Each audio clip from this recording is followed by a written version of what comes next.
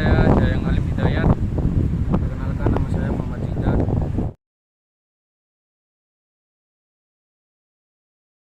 Di video kali ini kita akan membahas tentang sejarah Candi Jawi. Candi Jawi nama asli Jawa adalah candi yang dibangun sekitar abad ke-13 dan merupakan peninggalan bersejarah Hindu-Buddha Kerajaan Singasari yang terletak di kaki Gunung Wilera, tepatnya di desa Candi Wates, Prigen, Pasuruan, Jawa Timur, sekitar 3 km dari pusat kota Pandaan.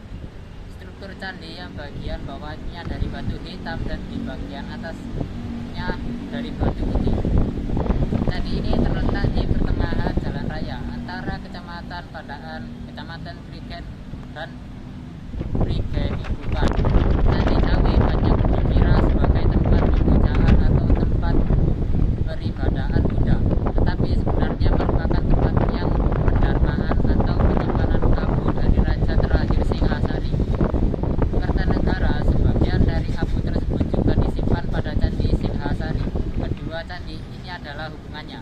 Latar belakang Candi Jawi.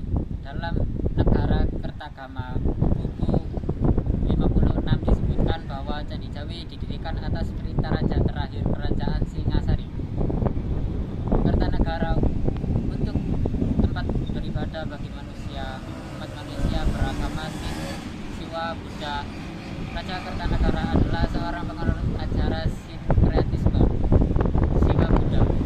1. Alasan Kertanegara membangun Candi Jawi jauh dari pusat kerajaan diduga karena di kawasan ini pengikut ajaran Siwa Buddha.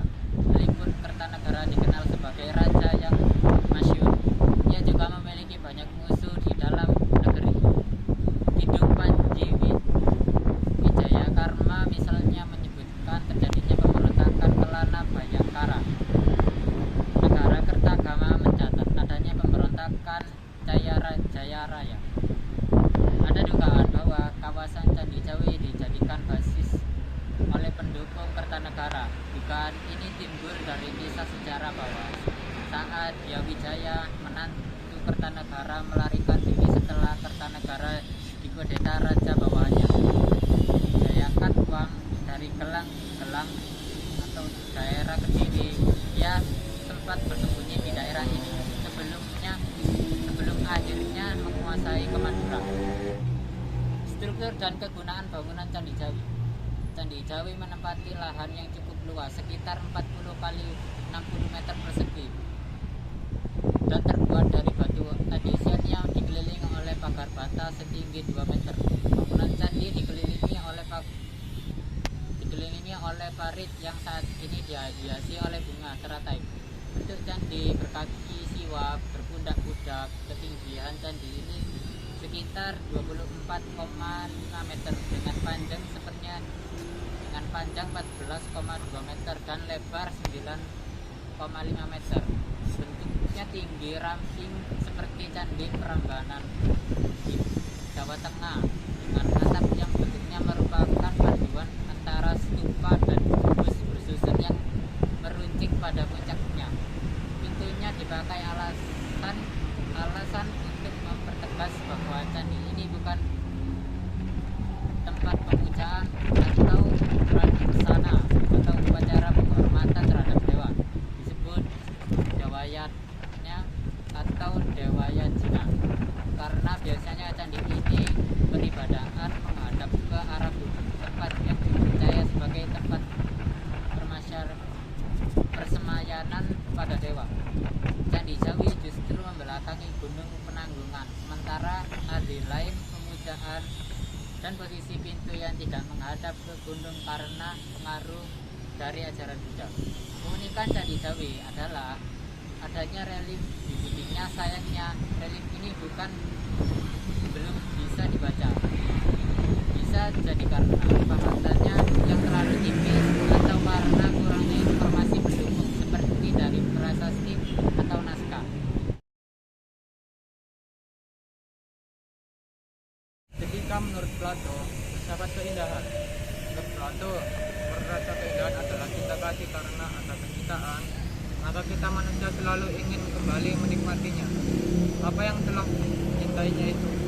Rasa cinta pada manusia bukan hanya tertuju pada keindahan, tapi juga kebaikan moral dan kebenaran ilmu pengetahuan. Cinta pada keindahan timbul karena manusia sendiri telah belajar hal yang dicintainya itu. Pendidikan menjadi proses tertanamnya rasa cinta pada keindahan dan dapat diuraikan sebagai berikut. Manusia dididik untuk mencintai keindahan nyata yang tunggal, seperti tubuhnya sendiri, tubuh seorang manusia. Kemudian dididik untuk mencintai keindahan tubuh yang lain, sehingga tertanam hakikat keindahan tubuh manusia. Keindahan tubuh yang bersifat rohaniah lebih luhur daripada keindahan tubuh yang bersifat jasmani. Keindahan rohaniah dapat menuntun manusia mencintai segala sesuatu lainnya yang bersifat rohani, misalnya ilmu pengetahuan. Pada akhirnya manusia harus dapat menangkap ide keindahan itu sendiri tanpa kaitan dengan sifat jasmaniannya itu sendiri. Dapat disimpulkan bahwa terdapat keindahan yang melekat pada benda dan ada juga keindahan yang berbeda di luar benda itu sendiri. Keindahan pada benda atau objek merupakan ilusi dari keindahan yang sebenarnya. Ada bentuk indah yang abdi, sedangkan keindahan benda di dunia fisik adalah tiruan dari ide keindahan yang abdi itu sendiri. Keindahan bersifat transcendental.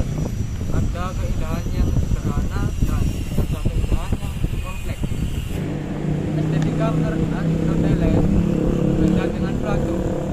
Aristoteles berpendapat bahwa seni justru memberikan dampak yang baik dengan berbagai ilmu pengetahuan yang dapat diaplikasikan dan tidak kalah dengan ilmu hisab. Walaupun begitu, menariknya Aristoteles justru banyak mendapat pengaruh dari pemikiran Plato yang kritis terhadap seni.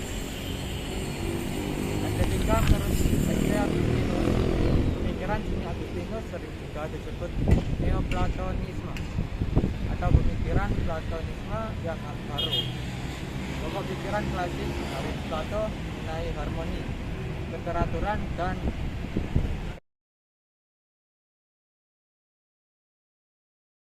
pemugaran dan usaha konservasi. Candi Jawi dibongkar untuk kedua kalinya tahun 1938 sampai 1941. Renovasi tidak sampai tuntas karena sebagai batunya hilang. Kemudian diperbagi kembali tahun 1975 sampai 1980 dan diresmikan tahun 1982. Kini biaya pemeliharaan didapatkan dari sumbangan sukarela dari pengunjung maupun LSM lainnya. Bentuk bangunan Candi Jawi memang atuh, tetapi isinya berkurang. Arca juga kini disimpan di Museum Empu Tantular, Surabaya.